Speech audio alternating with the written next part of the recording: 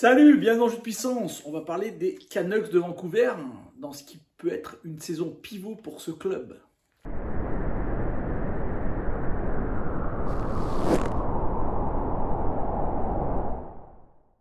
Et oui, les Canucks de Vancouver, ça fait 3 saisons de suite qu'ils n'ont pas atteint les playoffs. C'est un peu tendu du côté de Vancouver. La saison dernière, ça a été un peu n'importe quoi. Ils ont très mal commencé. Ils ont perdu leur gardien au bout de 2 mois. Ils ont viré leur entraîneur. Et depuis que Rick Tocchet est arrivé, ça va un petit peu mieux. La défense a été remise un peu au travail correctement. Et la fin de saison a été quand même plus intéressante que le début. Cette équipe a la chance en attaque d'avoir vraiment un énorme attaquant, un attaquant qui sera le pilier de cette équipe pour les années à venir s'ils arrivent à se mettre d'accord pour un contrat. Car le destin de cet attaquant est entre ses mains.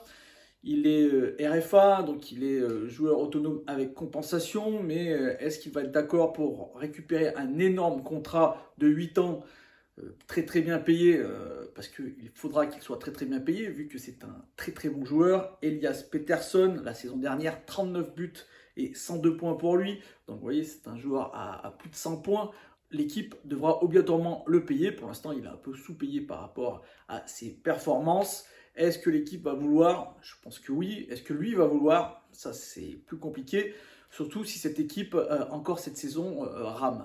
En attaque, on est allé chercher du côté de la profondeur défensive, je dirais. Et oui, en attaque, de la profondeur défensive, Teddy Blueger, Pius Sutter.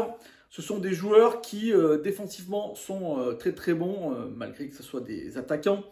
Vu que la saison dernière, la défense, ça a été vraiment le gros souci de cette équipe. Le désavantage numérique aussi, ça a été très compliqué pour cette équipe de ce côté-là. Et donc, on est allé chercher et ses attaquants pour ce côté un peu défensif, pour que l'équipe arrête de se prendre vraiment beaucoup de buts. En termes d'attaque, c'est une équipe plutôt moyenne, malgré le fait qu'Elias Pettersson soit très fort, qu'il ait une bonne connexion avec son ailier Andrei Kuzmenko.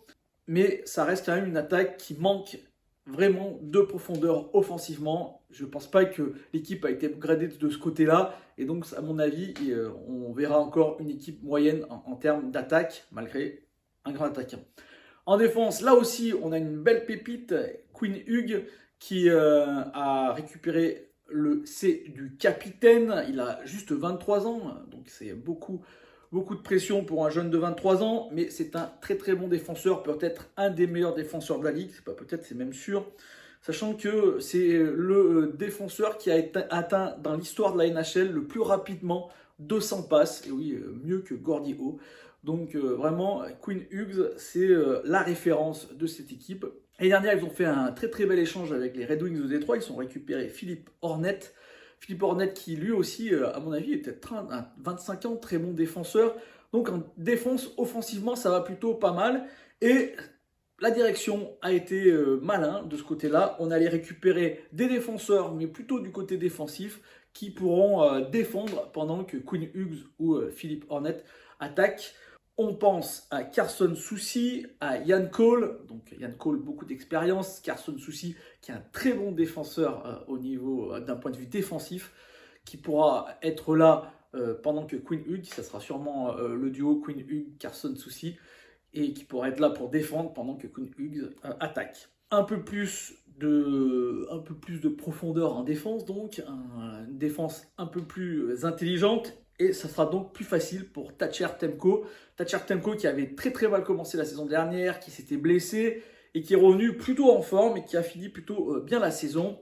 Thatcher Demko qui aura besoin d'un second. Ils sont allés chercher du côté de Montréal Casey DeSmith. Très bon second pour un gardien plutôt fragile. Il l'a déjà fait du côté de Pittsburgh quand il y avait Tristan Jarry qui avait lui aussi l'habitude de se blesser. Donc là aussi, ça a été plutôt malin. Et au niveau des espoirs, on verra aussi si un des deux gardiens se blesse. Arthur Silos, un jeune gardien de 22 ans, qui est le futur de cette équipe dans les cages. On le verra sûrement, mais pour l'instant, il n'a joué que 5 matchs en NHL. Je pense qu'on le verra un peu plus cette saison, sauf si les deux gardiens sont vraiment en forme et qu'ils font un début de saison et une saison très bonne. Mes prédictions pour cette équipe des Canucks de Vancouver, c'est une équipe, on ne sait pas trop où elle se situe. on aurait pu croire la saison dernière qu'ils allaient faire une reconstruction, mais pas du tout. Là, ils veulent aller chercher les playoffs. L'entraîneur est très très bon, Rick Tocchet. Il a réussi à créer une structure défensive. On a récupéré des joueurs, on a échangé des joueurs plutôt de façon maligne. Donc, cette équipe, à mon avis, peut se battre pour une place en playoff, mais c'est du pile ou face. Là, vraiment, on va chercher la wildcard, la troisième place dans cette division Pacifique. Mais c'est une équipe qui, si elle commence bien la saison, pourrait aller attraper les playoffs. Mais si elle ne commence pas bien la saison, il va falloir vraiment réfléchir à l'avenir. S'il faut partir sur une reconstruction, quel contrat donner à Peterson. Ça aussi, ça va prendre beaucoup de mental, cette histoire de contrat pour Peterson. Donc, voilà, c'est très mitigé. Moi, je pense quand même qu'ils vont se battre jusqu'au bout pour une place en playoff. Mais s'ils n'ont pas cette place en playoff, attention, ça peut être vraiment très très compliqué pour cette équipe dans le futur. Ouais, car si on part sur une reconstruction, ça peut dire peut-être gâcher justement ces deux jeunes, Elias Peterson et Quinn Hughes, alors qu'ils commencent à devenir vraiment très très bons et à être au sommet de leur forme. Donc ça serait vraiment dommage pour les fans des Canucks de Vancouver. Voilà, j'espère que cette petite vidéo vous a plu. Si c'est le cas, n'hésitez pas à me faire un petit like, un petit commentaire ou à la partager. Moi, je vous dis à demain pour une nouvelle vidéo. Ciao!